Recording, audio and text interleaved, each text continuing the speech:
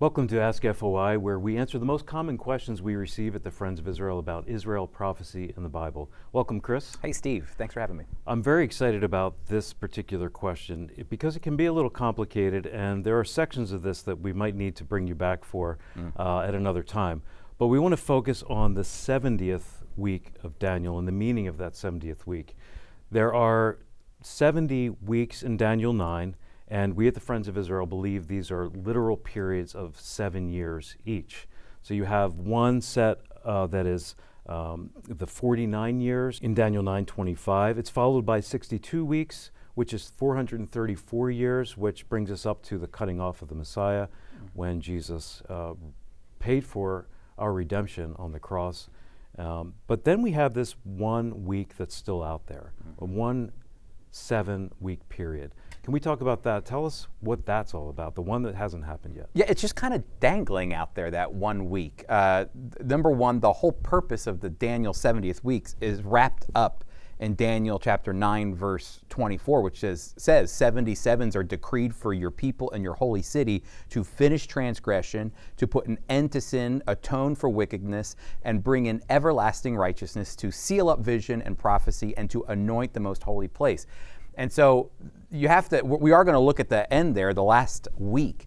But the purpose of the last week is to accomplish what was mentioned there in Daniel 9:24. Those things have to be done. And at the center of that is Israel. This isn't talking about the world. This is actually focused specifically on God speaking to his people to redeem them, to forgive them of their sins, to bring them back into the land, and to anoint it actually says in the Hebrew, the Holy of Holies, to anoint that holy place. And so all of this has to do with Israel. That's the first thing to understand. When we talk about that week that's kind of dangling off, we're talking about a moment when we're thinking about Israel and the Jewish people.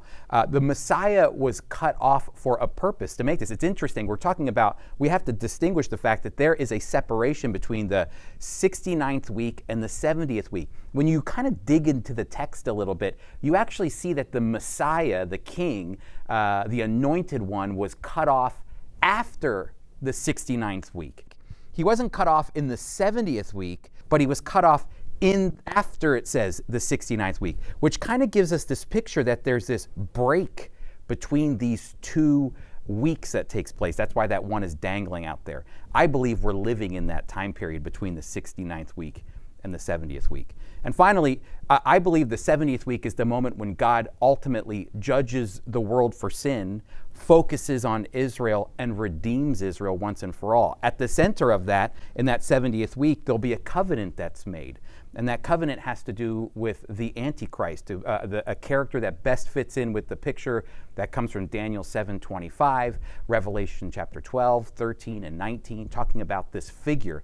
Jesus, it mentions an abomination of desolation will take place, which means there has to be a temple rebuilt. And we see that actually hasn't happened yet, because Jesus in Matthew chapter 24 says that abomination of desolation is still going to happen in the future. So even Jesus sees this as something coming in the future. And then finally, all of it again has to wrap up and deal with the issue of atoning for Israel's sins so that God can ultimately pour into them exactly what he had desired to from the very beginning. And so Daniel's 70th week gives us an image of that last week. It's a period that we might actually call the tribulation period. And it best fits when you read that latter half that's mentioned here in Daniel chapter 9, the latter half of that 7th week. It actually fits perfectly with what's going on in the book of Revelation. So again, all looking forward into the future, but I still think the important thing to see is that we're in between that 69th week and that 70th week, waiting for that to happen. What do you say to our brothers and sisters that interpret this differently? Not everyone comes to the same conclusion. What are some of the other interpretations, and how do you answer them? Yeah, a lot of it has to do with the idea that they believe that the temple was destroyed, and that is a picture of the destruction of the temple and all the events that would take place. There's a view called the preterist view, which means that all of these things were completed. The 70th week, the tribulation period, all these things were assumed in the destruction of the temple in 70 AD. There are those who hold to an amillennial perspective, which means there is no future millennium coming, a 1,000-year reign. And so they look at that as something that's already been accomplished too. Where really what we're seeing is that Jesus is going, no, this is an event that's yet to come. The book of Revelation was written after the destruction of the temple in 70 AD. It was written in 90 AD by John from the island of Patmos, and he's still envisioning an abomination of desolation. He's still envisioning an antichrist, one who will establish a covenant of peace, but then ultimately break that covenant. And so, yeah, there's a lot of interesting takes on it, but this one seems to give us the best picture of this gap that exists between the 69th week, the cutting off of the Messiah, and ultimately what God will do in the future with that 1 week that's hanging out there that's yet to come. Knowing that week is out there and yet to come, what's a good takeaway? What should that mean in my life, knowing that there is a future 7 years of judgment? Yeah, number one, this is the reason why we share the gospel.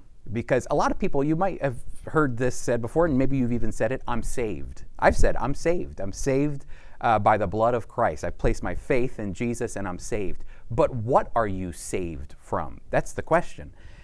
Paul talks about this in Romans chapter 1 and Romans chapter 2. You have been saved from the wrath to come. That's what that last week is all about. You have been delivered from the wrath that's coming, as 1 Thessalonians 1:9 and 1:10 talk about. The Apostle Paul, again, talking about this future wrath that's coming. You, by the blood of Christ and the forgiveness that we have received from God and the indwelling of the Holy Spirit, can have confidence that we're not meant for that wrath. That's what Paul's saying. In fact, we have a greater hope that's coming. And so we are not meant for that tribulation period, that 70th week of Daniel. We believe that we'll be caught up and we will see the Lord. We call it the rapture, but we will see the Lord face to face. We are not meant for that wrath. That's what Paul's trying to convince us and give us an understanding of. That's really meaningful. Thank the Lord for our blessed hope.